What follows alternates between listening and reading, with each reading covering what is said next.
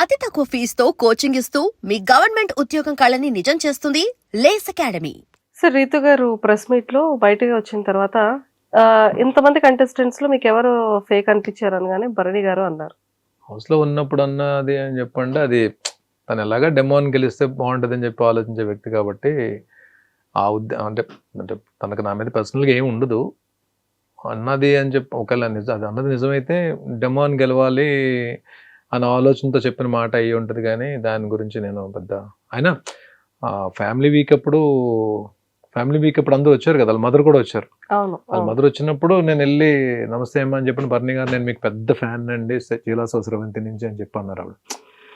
ఆవిడ అంత బాగా మనల్ని రిసీవ్ చేసుకుని అంత రెస్పెక్ట్తో మాట్లాడినప్పుడు రీతు దేవన్న అలాంటివి మాట్లాడినా సరే మనం దాన్ని పెద్ద పట్టించుకోవాల్సిన అవసరం లేదు. బట్ రీతు పర్సనల్గా ఏమి ఉండదని నేను చెప్పి అనుకున్నాను. నాకైతే తన మీద పర్సనల్గా ఏమీ లేదు. తను ఒక హౌస్లో ఉన్నంతసేపు కంటెస్టెంట్గా చూశాను. ప్లస్ తను ఎక్కడో నాకు దూరంగా ఉన్నప్పుడు కూడా నేనే దగ్గరగా ఉండి, ఎందుకంటే తను కూడా అంటే మీరు వచ్చే ముందు కూడా స్టేజ్ మీద కూడా బర్నన్నా అని చెప్పన్నది, బర్నన్నా అని చెప్పింది. అన్న అని చెప్పే తన నోట్లోంచి వచ్చేది. అలాంటప్పుడు తను అంటే ఏం మాట్లాడినా తన గురించి పెద్దగా మనం అన్న అని పిలిచిన అమ్మాయి గురించి మనం ఎందుకంటే ఒక తను ఏమైనా మాట్లాడినా తెలియకైనా మాట్లాడినా మనం దాని గురించి సీరియస్గా తీసుకోవాల్సిన అవసరం లేదు. బయట మళ్ళీ ఎప్పుడో ఎవరెవరి గురించి కామెంట్స్ చేసుకున్నా సరే ఎండ్ ఆఫ్ ద డే ఏదో ఒక రోజు తను నేను కలిసి వర్క్ చేయాల్సి వస్తుంది కదా, ఎక్కడో ఏదో ప్రాజెక్ట్ వర్క్ చేయాల్సి వస్తుంది కదా. అలా తను కనిపించినప్పుడు నేను మనస్ఫూర్తిగా పలకరించాలి, తను కూడా మనస్ఫూర్తిగా పలకరించాలి. ఇవన్నీ జస్ట్ పార్ట్ ఆఫ్ గేమ్ అండి. మనం దాని గురించి వస్తుంది. సూపర్. అండ్ స్టేజ్ మీదకి వచ్చేసేటప్పటికి అంటే యమదొంగలో డైలాగు లీలగా అంత పెద్ద డైలాగ్ని ఒక సింగిల్ టేక్లో అంత స్ట్రాంగ్గా చెప్పేశారు సార్ కదా. రష్మిక గారు కూడా హార్ట్ని ఇలా ఇచ్చారు మీకు. వచ్చిందా? వచ్చింది. ఎక్కడ పెట్టారు హార్ట్ని? ఎక్కడ పెట్టుకున్నారు? హార్ట్ని ఎక్కడ పెడతామండి? హార్ట్ని మనం ఆవిడ ఏంటంటే అది ఆర్టిస్ట్గా ఆవిడ ఎక్కడో ఇంప్రెస్ అయ్యారు. ఇంప్రెస్ అయ్యి ఇచ్చిన కాంప్లిమెంట్ అది. బట్ సార్ కూడా హోస్ట్ సార్ కూడా భరణి ఫెంటాస్టిక్ భరణి అని చెప్పాను. నాకు సార్ చాలా ఈ స్కిట్స్ చేస్తున్నప్పుడు చాలా సార్లు నాకు సార్ నన్ను కాంప్లిమెంట్స్ ఇచ్చారు. లక్కీగా మంచి స్కిట్స్ పడ్డాయి. నాకు ఫస్ట్ నుంచి కూడా నాకు డైలాగ్స్ పెద్ద డైలాగ్స్ చెప్పడం నాకు చాలా ఇష్టం. నేను చేసిన టీవీ సీరియల్స్లో కూడా మ్యాక్సిమం అన్ని క్యారెక్టర్స్ కూడా డైలాగ్ ఓరియంటెడ్ క్యారెక్టర్సే పడ్డాయి. అంటే ఎక్కువ పెద్ద డైలాగులు చెప్పే క్యారెక్టర్స్ పడ్డాయి లక్కీగా. స్క్రిప్ట్ చూడకుండా చెప్తారంట కదా సార్, మీకు అసలు ప్రాంప్ట్ ఉండదంట కదా? ప్రాంప్ట్ తీసుకోనండి. సీరియల్స్ కూడా నేను ప్రాంప్ట్ తీసుకోలేదు. ఇది అంటే నేను ఫస్ట్ వర్క్ చేసిన ఆర్టిస్టులు మేబీ అది వాళ్ళ ఇన్ఫ్లుయెన్స్ పడిందేమో. కౌశిక్ ఒకడు, హరిత గారు, వీళ్ళెవరు కూడా ప్రాంప్టింగ్ తీసుకునే ఆర్టిస్టులు కాదు వీళ్ళు.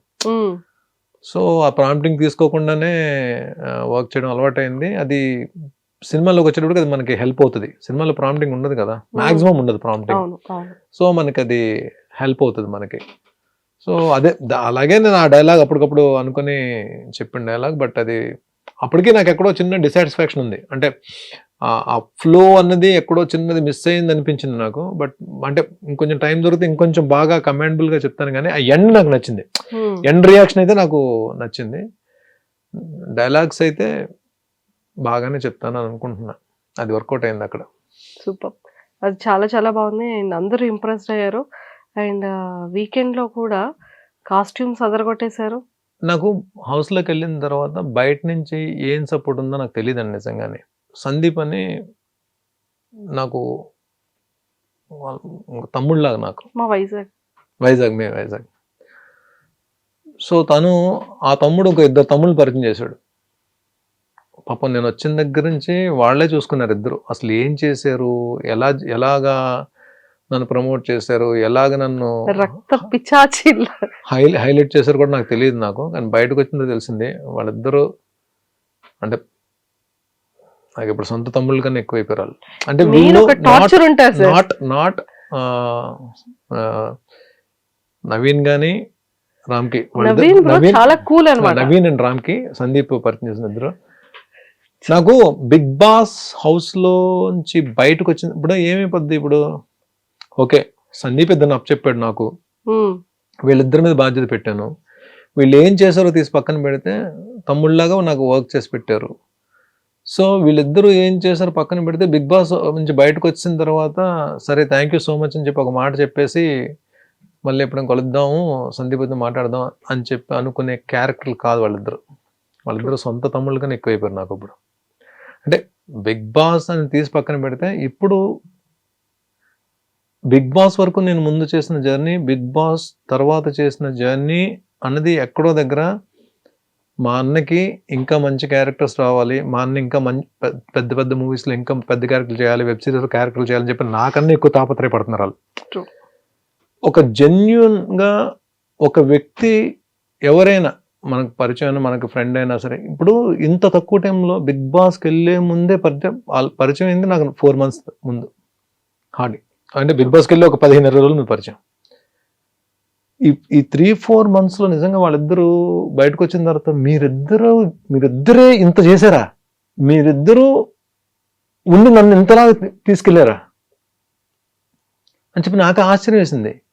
అంటే నిజంగానే సొంత తమ్ముళ్ళు అయినా సరే ఎక్కడో దగ్గర బద్దకించేవారేమో తప్ప వీళ్ళు డే అండ్ నైట్ కూర్చొని ఇద్దరు వర్క్ చేశారంటే నేను అదే చెప్తా. నేనేమంటానంటే బిగ్ బాస్ అనేది నాకు కప్పు ఇవ్వలేకపోవచ్చు కానీ ఆ కప్పుకు సరిపడే ఫైట్ నేను చేశానో లేదో నాకు తెలియదు, కప్పు రాలేదేమో కానీ నా కోసం నిలబడే మనుషులు దొరికారండి. నా కోసం నేను లేకపోతే ఏడ్చే మనుషులు దొరికారు.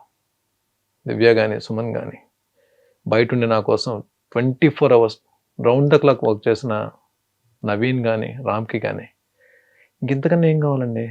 ఒక మనిషి కోసం నిలబడే మనిషి దొరికేటంటే అది మామూలు విషయం కాదండి. అలాంటి జెన్యూన్ బాండ్స్ దొరకడం చాలా కష్టం. బాండ్స్ అని చెప్పి అంటారు. ఆ బాండ్సే మనం చివరి వరకు నడిపించేవి. ఆ బాండ్సే మనం చెరిపిన తర్వాత పైకెత్తివి కూడా ఆ బాండ్సే. ఇక్కడ బాండ్స్ అని పేరు పడతాం కానీ ఆ బాండ్స్ లేకపోతే మనిషి లేడు కదండి. బంధాలు లేకపోతే మనిషి ఎక్కడ ఉన్నాడండి? బంధాలు లేకపోతే మనిషి జీరో. ఇప్పుడు ఆ బంధాలే కదా నేను లోపల ఉన్నా సరే ఇంత పనిచేసే నా కోసం. ఆ ఇద్దరు ఏముంది, చిన్నపిల్లలు ఇద్దరు ఇప్పుడిప్పుడే కెరీర్ స్టార్ట్ అయింది. ఇద్దరు ఇంజనీరింగ్ ఫినిషర్స్ వచ్చారు, ఇద్దరు కుర్రాళ్ళు ఇద్దరు. జెమ్ ఆఫ్ గైస్ ఇద్దరు. ఎంత మంచి క్యాండిడేట్స్ అంటే ఇద్దరు అసలు. అంతే ఒక్కొక్కసారి మనం కొన్ని ప్లాన్ చేసుకోము, అవి జరిగిపోతుంటే మనకి అంటే ఆత్మీయులు అయిపోతారు. మనం చూడండి ఇప్పుడు నాగబాబు గారు స్టేజ్ మీదకి వచ్చినప్పుడు ఆయన హౌస్లో ఉన్నాను నేను, ఆయన ఫ్యామిలీ వీక్లోకి వచ్చి బర్నీ నా ఆత్మీయుడు నా తమ్ముడు అని చెప్పి అన్నారు. హౌస్లో ఉండడం వల్లనే కదా అంత national television. And for more videos, Please subscribe to iDream. Please subscribe to iDream. Please subscribe iDream. And please subscribe to iDream. For more videos, subscribe to iDream. please like, share and subscribe to the channel. Congratulations, iDream. Subscribe to iDream. Subscribe to iDream. So subscribe to iDream Media. iDream ki iDream team andarki huge congratulations. Please subscribe iDream Media. Please subscribe to iDream. Subscribe iDream. Please subscribe to iDream. iDream అంటే నా కళల channel subscribe చేసుకున్న నోరు తిరుగుతలేదు, మీరైతే గంట గుర్తు కొట్టండి. For more such videos, please subscribe to iDream.